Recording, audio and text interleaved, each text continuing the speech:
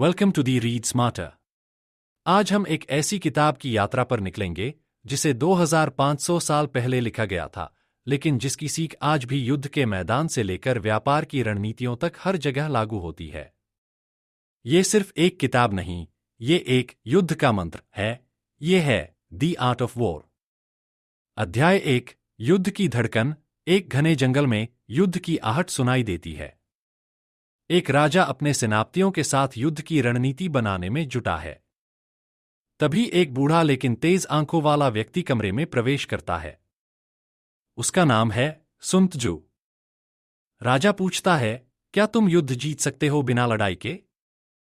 सुन त्जू मुस्कुराते हुए कहता है, वही सबसे बड़ा योद्धा होता है जो तलवार उठाए बिना ही दुश्मन को परास्त कर दे। यहीं से शुरू होती है द आर्ट ऑफ वॉर की रहस्यमय यात्रा, एक ऐसी किताब जो बताती है कैसे बुद्धि, योजना और आत्मनियंत्रण से कोई भी युद्ध जीता जा सकता है। अध्याय 2। युद्ध सिर्फ हथियारों से नहीं, रणनीति से जीता जाता है।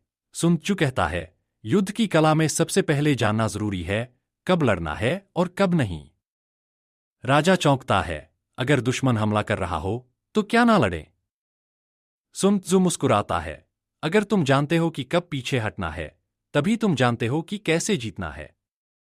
किताब की शुरुआत 5 महत्वपूर्ण फैक्टर्स से होती है। 1. ताओ, उद्देश्य, नैतिकता। 2. हेवन, मौसम, समय। 3. अर्थ, भौगोलिक परिस्थिति। 4. कमांडर, नेतृत्व क्षमता। 5. लॉ, अनुशासन और संरचना। इन पांचों को समझने वाला योद्धा ही असली विजेता बनता है। अध्याय 3। जीत का सबसे बड़ा हथियार, सूचना। अब कहानी में प्रवेश करता है जनरल वांग। वह एक चालाक लेकिन घमंडी योद्धा है।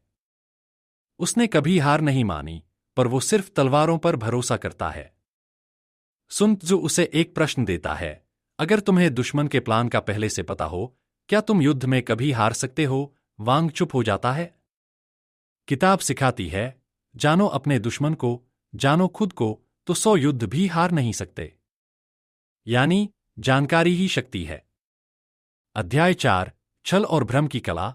सुन त्जू एक दिन अपनी सेना को आदेश देता है, कल हम पहाड़ पर चढ़ेंगे और फिर नीचे उतरेंगे, लेकिन दुश्मन को लगे कि हम भाग रहे हैं। राजा चौंक जाता है, लेकिन ये तो डर जैसा लगेगा। सुन त्जू कहता है, युद्ध में हर चीज वैसी नहीं होती जैसी दिखती है। जो मजबूत दिखे वो कमजोर हो सकता है, और जो भागता दिखे वो अगला हमला प्लान कर रहा हो सकता है। द आर्ट ऑफ वॉर सिखाती है, अगर तुम मजबूत हो तो कमजोर दिखो, अगर तुम पास हो तो दूर दिखो, अगर तुम हमले की सोच रहे हो तो शांत रहो। युद्ध की सबसे बड़ी जीत है दुश्मन को भ्रम में रखना। अध्याय 5। बिना लड़े जीतने की कला। अब कहानी मोड़ लेती है। एक नया साम्राज्य युद्ध के लिए तैयार हो रहा है। लेकिन सुन त्जू कहता है, अगर तुम किले को तोड़े बिना दुश्मन को हारने पर मजबूर कर दो तो वही असली विजय है। वह कहता है, युद्ध का सबसे ऊंचा स्तर है राजनीतिक चालों से जीतना। उसके बाद है गठबंधन तोड़ना, फिर है दुश्मन की सेना को हरा देना, और सबसे अंत में है दुश्मन के शहर को तबाह करना, जो सबसे बुरा विकल्प है। अध्याय 6। नेतृत्व की ताकत। राजा अब सुन त्जू से पूछता है, एक सेनापति में सबसे महत्वपूर्ण गुण क्या है? सुन त्जू जवाब देता है, 1. बुद्धिमत्ता। 2. न्याय। 3. दृढ़ संकल्प। 4. करुणा। 5. अनुशासन। एक सेनापति को हर समय शांत और केंद्रित रहना चाहिए, वो तूफान में भी दिशा ना खोए। अध्याय 7। स्पीड और सरप्राइज। अब सुन त्जू अपनी सेना को 2 भागों में बांटता है। एक सेना सामने से हमला करती है, दूसरी पीछे से। दुश्मन भ्रमित हो जाता है। युद्ध में रफ्तार सबसे बड़ा हथियार है। जितना जल्दी हमला करोगे उतना ही कम नुकसान होगा। वह कहता है, धीरे चलना तब तक जब तक समय सही न हो, लेकिन जब समय आए तो तूफान की तरह हमला करो। अध्याय 8। सांप जैसी चालें। एक दृश्य आता है जहां सुन त्जू अपने सैनिकों को एक सांप की चाल सिखाता है। अगर तुम सांप के सिर पर वार करो, उसकी पूंछ हमला करती है।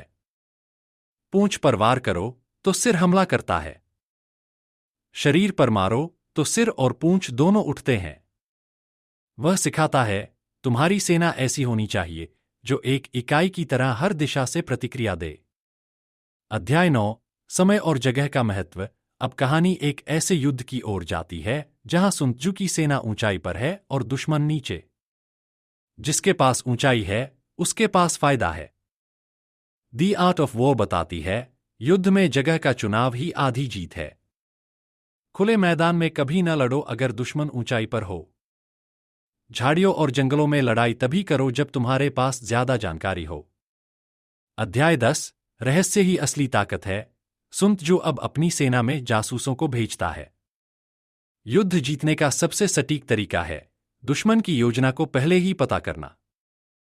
5 तरह के जासूस होते हैं। 1 स्थानीय, 2 दुश्मन के अंदर के, 3 दोहरा एजेंट, 4 गुप्त एजेंट, 5 बचाव जासूस। एक महान सेनापति वही होता है जो बिना तलवार चलाए दुश्मन को तोड़ दे। अध्याय 11 खुद पर विजय, सबसे बड़ी जीत। अब कहानी का क्लाइमेक्स आता है। सुन त्सू की अंतिम बातों में से एक, अगर तुमने खुद पर नियंत्रण नहीं किया तो दुश्मन तुम्हारी सबसे बड़ी कमजोरी बन जाएगा। दी आर्ट ऑफ वॉर कहती है पहले अपनी भावनाओं पर नियंत्रण पाओ। डर, गुस्सा, अहंकार ये युद्ध से पहले हार दिला सकते हैं। संयम ही सबसे बड़ा हथियार है। अंतिम सीख। दी आर्ट ऑफ वॉर हमारे जीवन के लिए दी आर्ट ऑफ वॉर केवल युद्ध की किताब नहीं है। ये जीवन, व्यापार, रिश्तों, आत्मज्ञान हर क्षेत्र की किताब है। आखिरी सीख, जो खुद को जानता है वही असली योद्धा है। जो समय को पढ़ना जानता है वही जीतता है। और जो लड़ाई से पहले ही जीत तय कर देता है वही असली विजेता है। आप सुन रहे थे रीड स्मार्टर। अगर आपको ये किताब रोचक लगी तो अगली बार हम किसी नई किताब के साथ हाजिर होंगे। तब तक खुद पर जीत पाओ और समझदारी से जियो। धन्यवाद।